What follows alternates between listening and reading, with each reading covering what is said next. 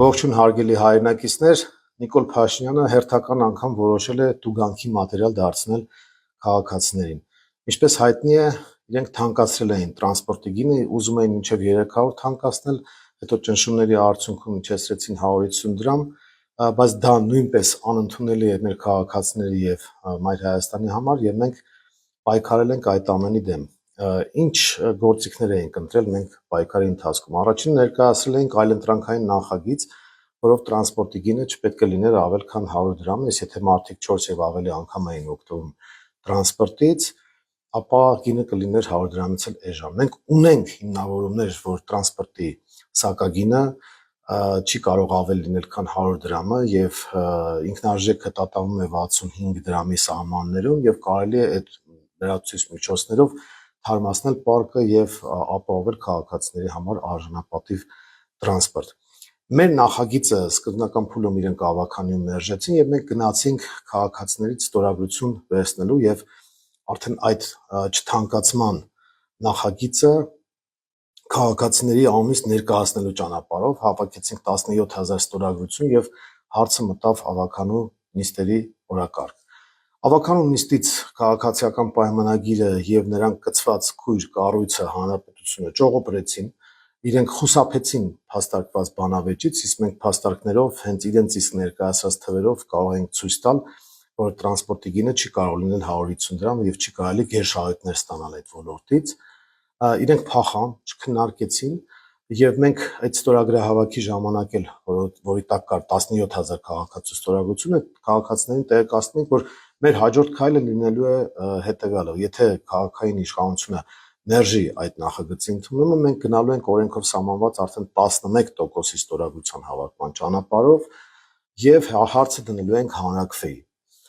Այս ընթացքում մենք նաեւ կոչ ենք արել քաղաքացիներին բոյկոտել եւ որքան էլ իշխանությունները եւ նրանց կցված շրջանակները թմկահարում էին, որ բոյկոտը չի կայացել, որ չի ստացվել, դա այդպես չէր, թվերը հուշում էին հենց այն մասին, որ 50-60% բոյկոտ կա եւ նաեւ հուշում էր այդ նյարդային ջղաձգումների իշխանությունների, որ բոյկոտը կայացել է եւ իրենք հիմա ճակերտավոր օրենքով են ուզում պայքարել բոյկոտի դեմ եւ ճակերտավոր օրենքով, ինչու եմ ճակերտավոր ասում, որովհետեւ դա իրավունքի սահմանափակում է, ահա այդ ճակերտավոր օրենքով ուզում են արգելափակել, կասեցնել հետագա հանրաքվեի գործընթացը կապված քաղաքային տրանսպորտի գնի հետ։ Նիկոլ Փաշինյանը, Տիգրան Ավինյանը եւ մյուսները, ովքեր որ ուսապարկ են որակվել իրենց իսկ կողմից, ուրեմն շուտով մի օրենքի նախագիծ են քննարկելու ազգային ժողովում, որը կոչվում է վարչական իրավախախտումների վերաբերյալ Հայաստանի Հանրապետության օրենսգրքում փոփոխություններ եւ լրացումներ կատարելու մասին օրենք։ Եվ ահա այդ փոփոխություններում իրենք նախ բոյկոտի դեմ բերել են 15000 դրամի տուգանք, այսինքն նրանք ովքեր չեն վճարում տրանսպորտի դեմ տուգանվելու են ըստ իրենց, սա այն դեպքում, երբ որ ասում են բոյկոտը չի կայացել, բոլորը վճարում են, բայց այդ դեպքում ինչի՞ եք բերել այս օրենքը, ալճիշտ նախագիծը, եւ երկրորդը իրենք օրենքով ուղևորափոխադրման վարձը սահմանել են որպես տեղական վճար։ Ինչու են որպես տեղական վճար սահմանել, որովհետեւ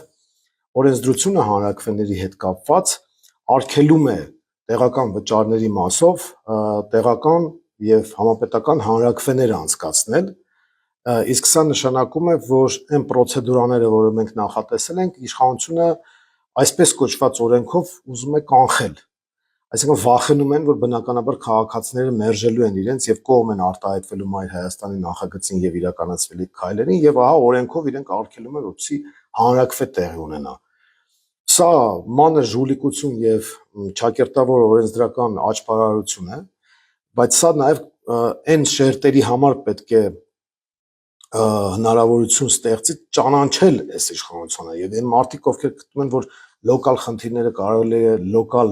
ձևերով լուծել եւ համապետական նշանակության քաղաքական հարցեր չբարձրացնեն, հիմա արդեն կարող են համոզվել, որ քանի դեռ համապետական ու տեղական մակարդակով իշխանափոխություն չի եղել, սրանք շարունակելու են թալանի ու տուգանքի մատերիալ դարձնել քաղաքացիներին, ինչպես որ դա արեցին օրինակ կարմիր կետագծերի հետ կապված, երբ որ թանկացրեցին ավտոկայանատեղիների վճարները ավելի քան 13 անգամ,